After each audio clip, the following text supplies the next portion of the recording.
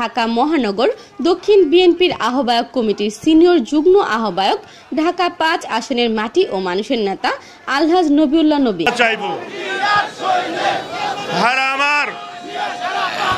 আপনারা জানেন যে আমরা দীর্ঘদিন আন্দোলন করেছি, সংগ্রাম করেছি।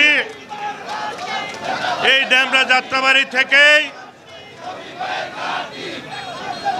বিগত স্বৈরাচারী সরকারের বিরুদ্ধে আমরা আন্দোলন করেছি। শেষ পর্যায়ে গিয়ে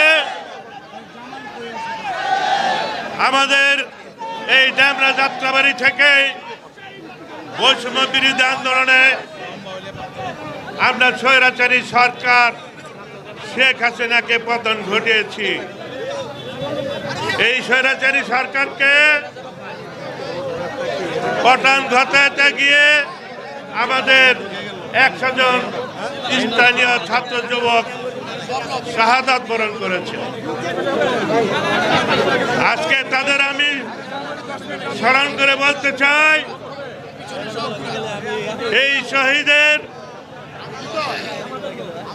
রক্তে যারা বেইমানি করছে, জামাত ইসলামী নামে এই শহীদের রক্তের পাড়া দিয়ে তারা আওয়ামী লীগের সাথে আঘাত করছে।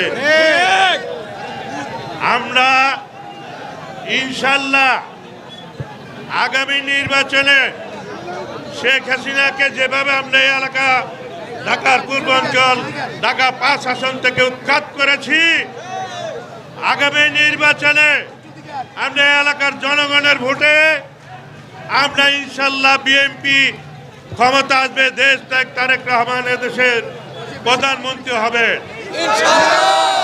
ইনশাল্লাহ।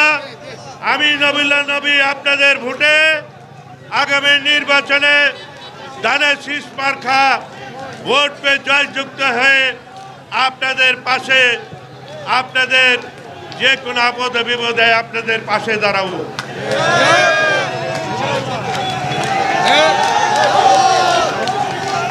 আমার বিগত দিনে এ এলাকায় কোনো উন্নয়ন হয় না, কোনো সাবেক এমপি কোনো উন্নয়ন করে নাই। এ এলাকায় আমি যদি জনগণের ভোটে নির্বাচন হই, এ এলাকায় আমি হাসপাতাল এবং সরকারি হসপিটাল, সরকারি গার্লস স্কুল, স্কুল কলেজ, খেলার মাঠ, এলাকার জলবদ্ধতা এবং এই এলাকার মানুষের সন্ত্রাস ও নৈরাজ্যের বিরুদ্ধে আমরা রুখে দাঁড়াবো। এছাড়াও এলাকার রাস্তাঘাট উন্নয়ন সব কিছু আমরা সংস্কার করব। আর আমরা আজকে দেশ ত্যাগ তারেক রহমানের নির্দেশে আমরা জনগণের পাশে দাঁড়িয়েছি এবং জনগণের কাছে দোয়া চাইবো, ভোট চাইবো, ধানের শীষে মার্কায় ভোট চাইবো।